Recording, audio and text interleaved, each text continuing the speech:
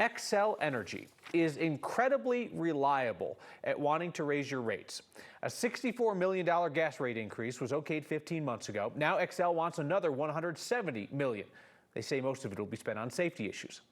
Thanks to a state law passed last year in part because of reporting by our Marshall Zelinger, Xcel now has to be transparent about its last 10 years worth of rate changes. And here comes Marshall with the receipts. Hey. Hi, and the receipts are going to seem a little overwhelming, but this is the column that we're going to focus on of what Xcel is asking to increase. It's called the base rate.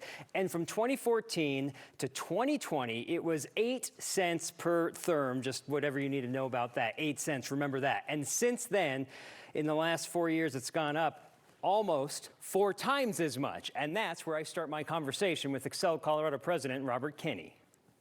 If my Netflix went up 4 times the amount, I probably would want to ditch Netflix, but I can't ditch Xcel.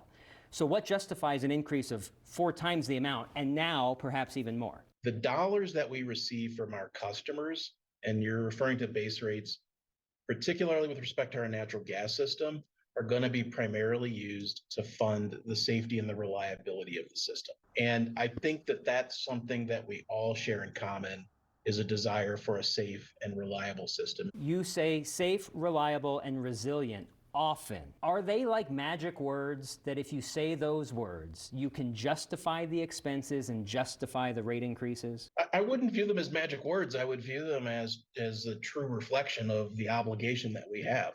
In order to maintain the safety of the system, we've got to do preventative maintenance. We have to do inspections. And so I view them as magic words only to the extent that it's a solemn obligation that we have to our customers. Are you an Xcel customer? I am, gas and electric. Are you happy with your bill? I am happy with my bill to the extent that I understand, probably more than the average customer or viewer.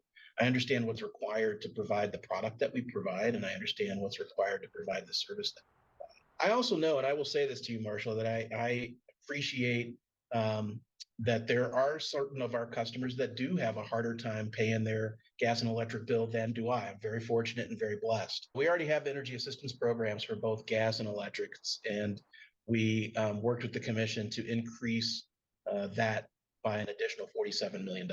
But is that money paid for by customers? The additional $47 million is paid by customers.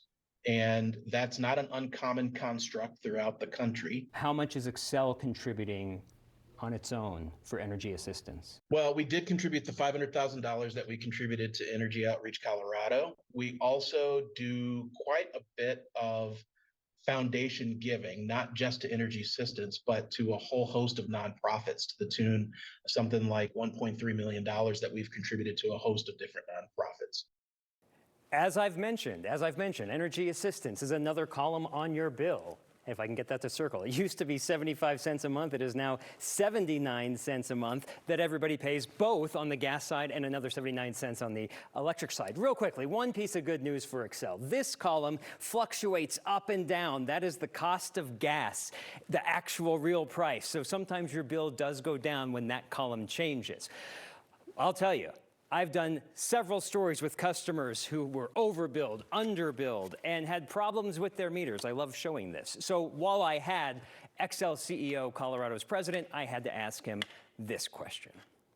What are you doing to better your customer service so I don't have to do it? I don't want a customer to have to come to you, Marshall, or go to the news to be able to seek resolution. It is always my desire to provide outstanding and excellent customer service. We have to act like a competitive business and treat our customers as if they are ours to lose. And just like this meter, I am off the hook. I'm telling you, man, I know it's your job to ask good questions, but those were some phenomenal questions, and I thought the answers were so telling. I mean, Xcel doesn't have to worry about losing customers, right? Because you can't just go off and build your own nuclear power plant in your backyard. So the question is, what are they doing to preserve people's ability to pay their bills? I thought that was a fascinating conversation. Thank you. I appreciate that. And the whole conversation is online on the next YouTube channel, about 20 minutes worth of interview with Xcel CEO. Man, they've got to so be sick of you. All right, Marshall, thank you.